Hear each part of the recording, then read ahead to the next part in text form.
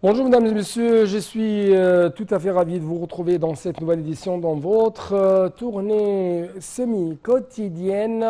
Midi au Caire. Comme vous savez, pendant cette édition justement de vendredi, nous essayons de vous présenter presque les grands événements qui ont eu lieu sur la scène égyptienne dans plusieurs domaines, à partir de la politique passant par l'économie jusqu'au domaine du tourisme et de la culture. Donc, une toute petite pause. Après ça, on va vous accompagner dans une tournée dans le monde égyptien.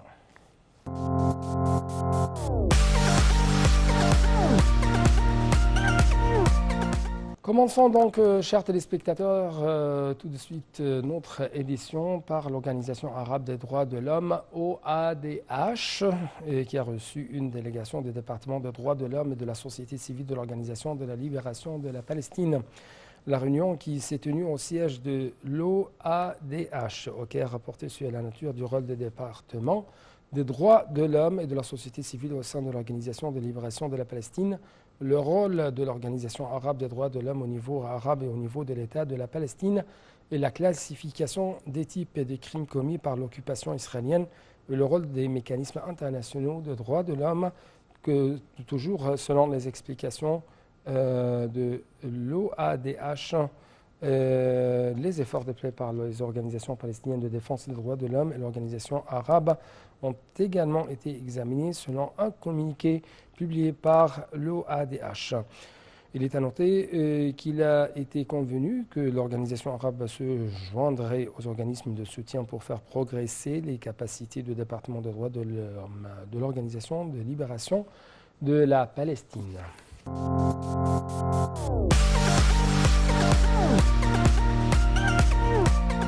Passons justement, chers téléspectateurs, à un commentaire qui va jeter plus de lumière sur l'Égypte et qui projette de promouvoir les relations avec les Émirats arabes unis en faveur des intérêts des deux pays et en faveur même des deux peuples frères. L'Égypte, bien sûr, essaye de prévoir de nouvelles perspectives dans tous les domaines, notamment dans le secteur dont les pays jouissent davantage préférentiels en vue de renforcer les relations stratégiques avec les Émirats arabes unis, étant bien sûr le pilier de la stabilité de l'ensemble de la région arabe. Donc, pour vous donner plus d'explications, vous devez être très fidèle à Ayachel et Marwa Arafat. L'Égypte projette de promouvoir les relations avec les Émirats arabes unis en faveur des intérêts des deux pays et des deux peuples frères, prévoit de nouvelles perspectives dans tous les domaines, notamment dans les secteurs dont les pays jouissent d'avantages préférentiels en vue de renforcer leurs relations stratégiques, étant le pilier de la stabilité de l'ensemble de la région arabe, a affirmé le président Abdel Fattah el-Sisi. Le chef de l'État a reçu au siège estival de la présidence, dans la nouvelle cité d'El Alamein, une délégation émirati sous la conduite du conseiller émirien pour la sécurité nationale, Cheikh Tahnoun Ben Zayed Al Nahyan, a déclaré le porte-parole de la présidence, Bassam Rodi. Les questions de coopération égypto-émirati, notamment les domaines économiques et commerciaux, ont fait l'objet d'examens lors de cet entretien, ainsi que la promotion des investissements bilatéraux dans les différents secteurs. Le responsable émirati a transmis au président el-Sisi les salutations du prince héritier d'Abu Dhabi, Mohammed Ben Zayed Al Nahyan,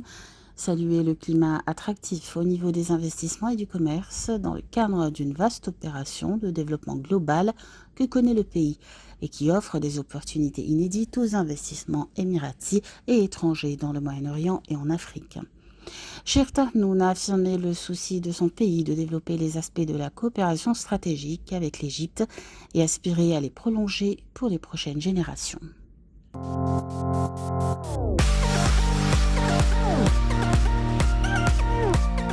Donc, parlons un peu plus de l'économie égyptienne. L'entrepreneuriat et les start-up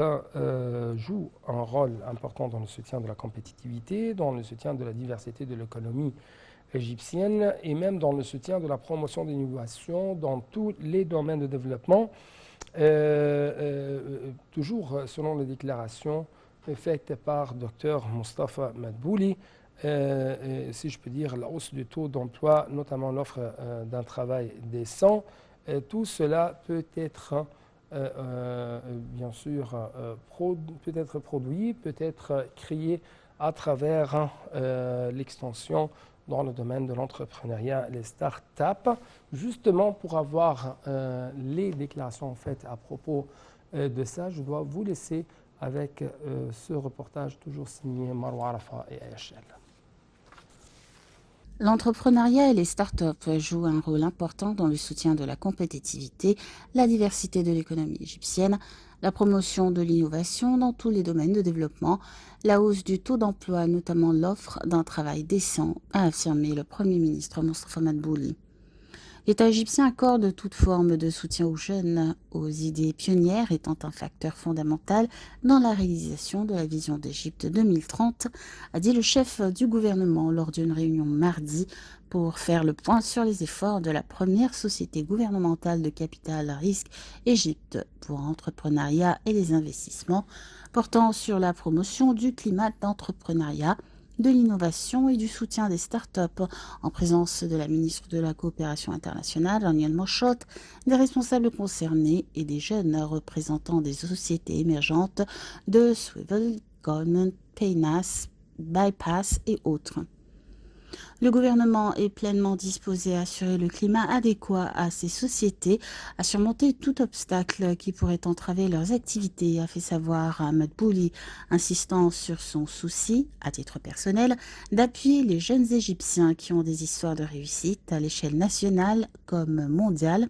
en vue d'offrir à leurs pairs un exemple à suivre sur leur persévérance et leurs efforts pour réaliser leurs rêves.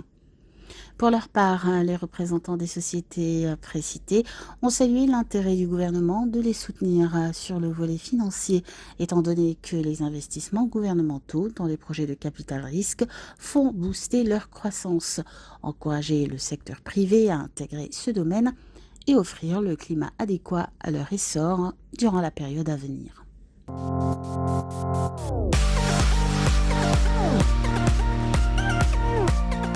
Nous poursuivons toujours les activités faites par le Premier ministre Dr Mostafa Madbouli sur le plan national, notamment dans le domaine de l'économie égyptienne. Cette fois-ci, on trouve que Dr Mostafa Madbouli a présidé une réunion afin d'examiner les procédures et les étapes de création d'une zone industrielle russe dans la zone économique du canal de Suez. Ont participé à la réunion les ministres de la Justice, Omar Marwan, des Finances, Mohamed Mouaïd, du Commerce et de l'Industrie, Nevin Gama, et le président de la zone économique du canal de Suez, Yahya Zaki. La réunion a porté sur le lieu et la superficie de la zone industrielle russe à établir et les résultats des discussions qui ont eu lieu entre les responsables des deux pays au cours de la période écoulée pour convenir d'une feuille de route pour la création de la zone.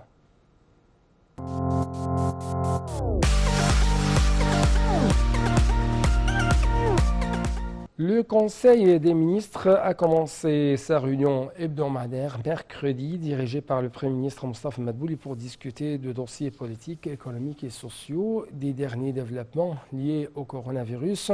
des mesures de précaution dans les différents secteurs de l'État et de la fourniture des vaccins anti-Covid-19. Au cours de cette réunion, le Conseil des ministres a examiné un certain nombre de questions, de projets de loi et de décisions ministérielles importantes qui vise à faire une renaissance à tous les niveaux, à parvenir à la stabilité économique et sociale,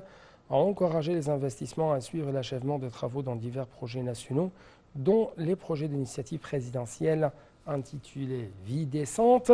pour le développement de la campagne égyptienne.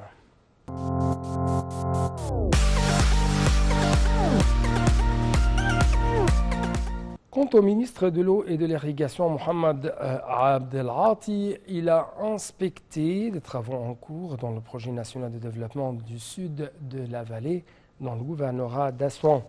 Le ministre a également visité le siège de l'unité de contrôle des niveaux d'eau SCADA, ainsi que nombre de fermes qui utilisent les systèmes modernes d'irrigation pour rationaliser l'eau et maximiser la productivité des récoltes.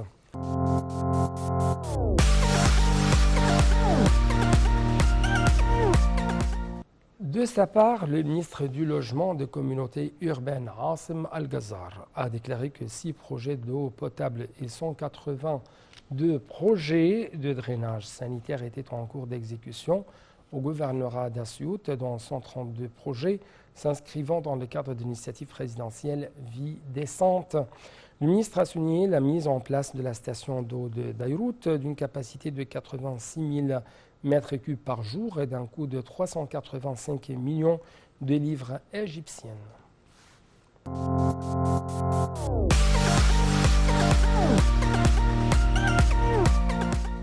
Le ministre du Développement local, Mahmoud Sha'arawi, a affirmé que le président Abdel Fattah al-Sisi accordait un vif intérêt à la fourniture rapide des terres nécessaires pour la mise en œuvre de projets de développement de la campagne égyptienne, et ce dans le cadre de l'initiative présidentielle intitulée Vie décente. Lors d'une réunion par visioconférence avec nombre de gouverneurs, le ministre a loué le rôle important que le gouvernorat, les équipes de travail et relevant ont joué au cours des derniers mois pour fournir plus de 85% des terres requises au niveau de 52 circonscriptions dans 20 gouvernorats.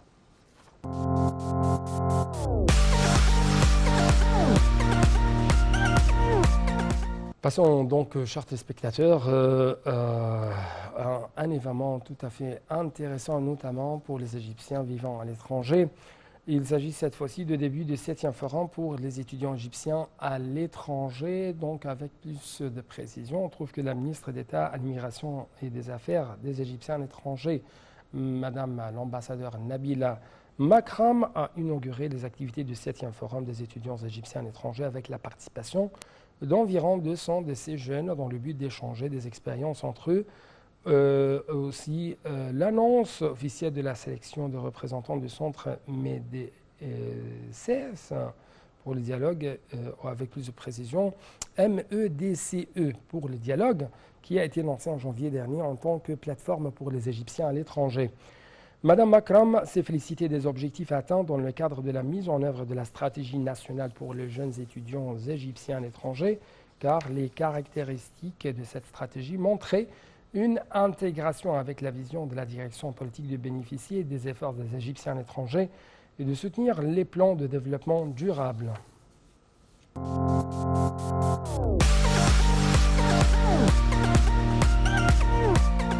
Parlons actuellement de la santé en Égypte. En fait, Madame Hala Zeid, ou la ministre de la Santé, a annoncé l'arrivée à l'aéroport international du Caire d'une cargaison de 525 000 doses du vaccin anti-Covid AstraZeneca offerte par la Roumanie dans le cadre d'un accord tripartite entre cette dernière, l'Égypte et le fabricant du vaccin. Les doses de vaccin seront analysées dans les laboratoires de l'autorité égyptienne du médicament avant d'être distribuées dans les centres de vaccination selon les indications faites par le porte-parole du ministère de la Santé.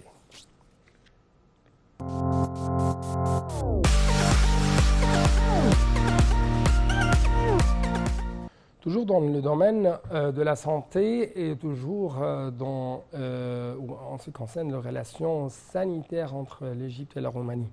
La ministre de la Santé, Hala Zeid, le ministre plénipotentiaire de l'ambassade de Roumanie au Caire, Constantine Robert Rosculeux, ont examiné la promotion de la coopération entre les deux pays dans la lutte contre le coronavirus. Madame Zeid a remercié le gouvernement de Roumanie pour avoir appuyé l'Égypte avec les 525 000 doses de vaccins anti-Covid AstraZeneca qui devront arriver mardi 10 août 2021 à l'aéroport international du Caire dans le cadre d'un accord tripartite entre le ministère égyptien de la Roumanie et la dite compagnie, et ce à la lumière de relations historiques qui relient les deux pays amis. La promotion de la coopération entre les secteurs sanitaires dans les deux pays et les échanges des expertises sur les leçons tirées de la pandémie sanitaire ont fait l'objet d'examen lors de cette réunion, selon la déclaration faite par le porte-parole du ministère de la Santé de l'Égypte, Khaled Megahed.